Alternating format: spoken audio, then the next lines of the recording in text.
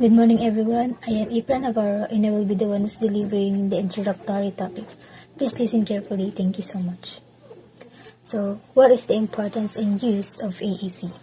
AAC stands for Augmentative and Alternative Communication. AAC is used by people who, some or all the time, that cannot rely on their speech. AAC incorporates the individual's full communication abilities and may include any executive speech and vocalizations, gesture, manual signs, and aided communication.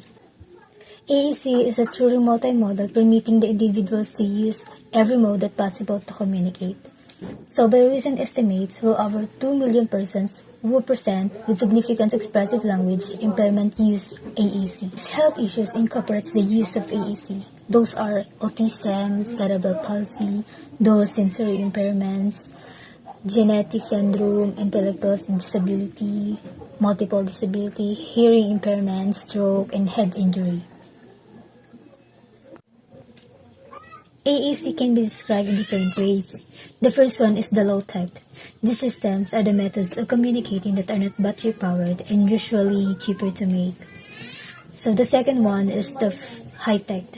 These systems are rely on the mains power and rechargeable battery packs, as they generally use lighted dynamic displays and synthesized voices. For the next topic, it will be presented by Mr. John Calcis.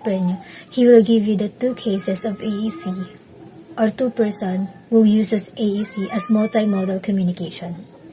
Thank you, Ms. Navarro, for that wonderful introduction for our topic about AAC, or Augmented and Artificial Communication. Therefore, we will move on the case that will be presented by me. Good morning, everyone. I am John Calcis. To formally open our topic, I would like to introduce our first case, who is a famous comedian named Lee Ridley, also famous in his stage name as the Lost Voice Guy. Ridley has a cerebral palsy and can't speak. He uses an automated voice on his iPad. Ridley was giving up a good job with a salary, security, and pension for a career with none of those things. Mostly, though, he felt he had reached a crossroads. If he didn't follow his dreams, he would regret it for the rest of his life. I hope you'll at least understand my reasoning. He wrote, I owe everything I have achieved so far to all of you. When it comes down to it, I just want to do the best that I can and make you proud of me. Love you lots. Lee. Ridley was quitting the Council for Comedy, Writing and Performing, which he thus under the stage name Lost Voice Guy. 3 years after that, Ridley was on the stage at the Hammersmith Apollo, playing the packed house and a TV audience of millions, and the winner of Britain's Got Talent 2018 and won 250,000 euros. Ridley used an advanced AAC which he uses for comedy. His AAC transmits the words or sentences that he is typing on his iPad. It is very easy to understand and he makes people laugh, so it means that his means of communication is effective. Even though he won a lot of money, Ridley didn't buy a new AAC because he thought that his original one was way funnier and that's where he got his fame. So, let us watch a video of Mr. Ridley or the Lost Voice Guy performing on Britain's Got Talent. Enjoy the video. Hello, and what's your name? Hello, my name is Lee, and, for obvious reasons, I'm also known as the Lost Voice Guy. Okay, and how long have you lost your voice? I just knew you were going to ask something that I hadn't thought about beforehand. So please excuse the awkward silence while I type out my answer. I've been speechless for 37 years. Wow. Tell me why you decided to enter the show this year? I think I entered Britain's Got Talent for the same reason everyone does. To meet Ant and Dec.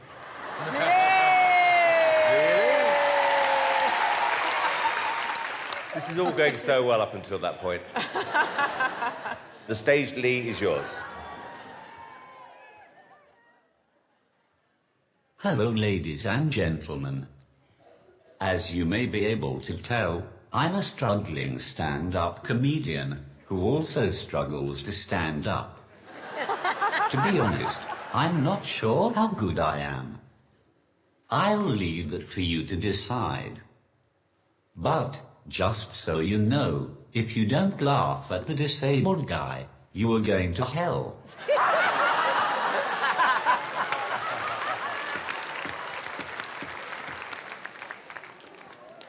When I realized I'd never be able to talk again, I was speechless. I have lived in Newcastle all my life. Yes! But for some reason, I still haven't picked up the accent. I can see that some of you are trying to figure out where you know me from. Maybe it would help if I started saying phrases such as, the next train to arrive on platform 4 is the 12:52 service to London King's Cross. And, from my time at the post office, please go to cashier number 8.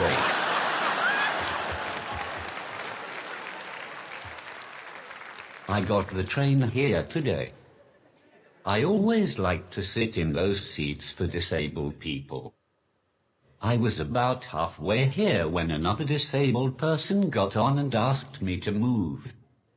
I didn't realize I'd be playing disabled top trumps when I got on, or I would have dressed more special. Needless to say, I didn't give up my seat. Who cares if he was both blind and deaf? I was there first. It was very awkward. He couldn't see that I was still there. And I couldn't tell him I wasn't moving because I can't speak.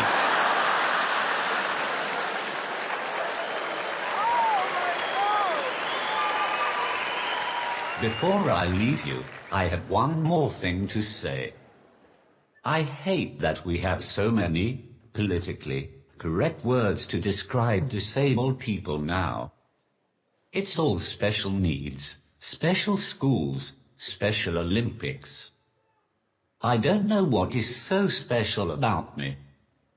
That is why it always alarms me when I hear about special forces going to war. You've been a fantastic audience. Goodbye.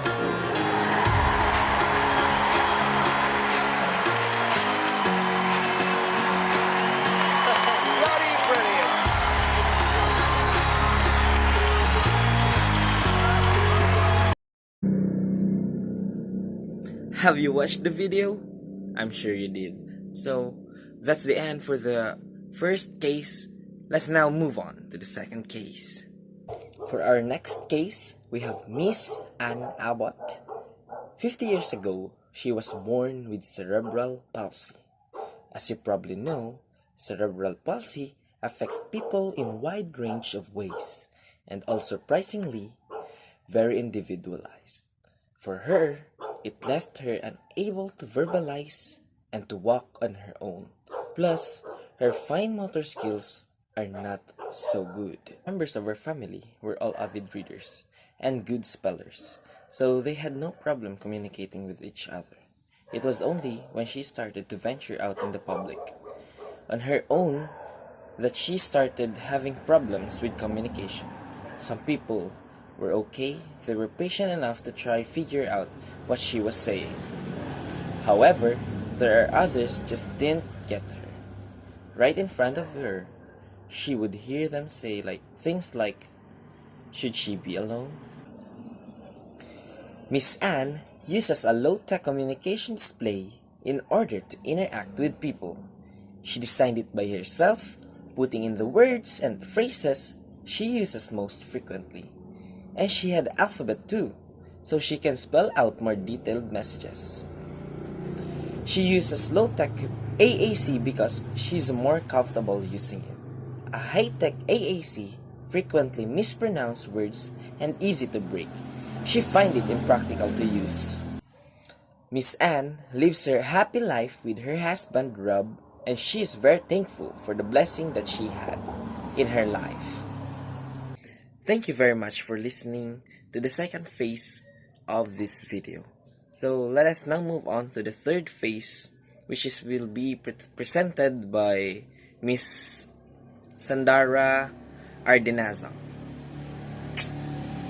Thank you for the very informative introduction and lecture from our past speaker. In this part of this video, I, Sandarame Ardinazo, will tackle the comparison of the cases and the summary. These are two kinds of AEC that have been mentioned in this video. Low-tech, this system are method of communicating that are not battery-powered and are usually cheaper to make. High-tech, this system rely on main power and rechargeable battery packs as they generally use lighted dynamic display and synthesized voices. In the lecture from our speaker, Mr. Lee uses high-tech tool communication too easy to understand, and Miss Anne cases about low-tech to she designed by herself. The comparison and the differences of the AEC, the high-tech and the low-tech is, in cases of Mr. Lee, he make this easy to make people laugh and too easy to understand. And Miss Anne, continue. Miss Anne cases about high tech to she designed by herself but in this high tech, he used a dynamic display and synthesized voices to more understand the ACC that he make. Both kind of ACC contributes to the process of making a certain person to feel complete and heard by means of this. Thank you very much.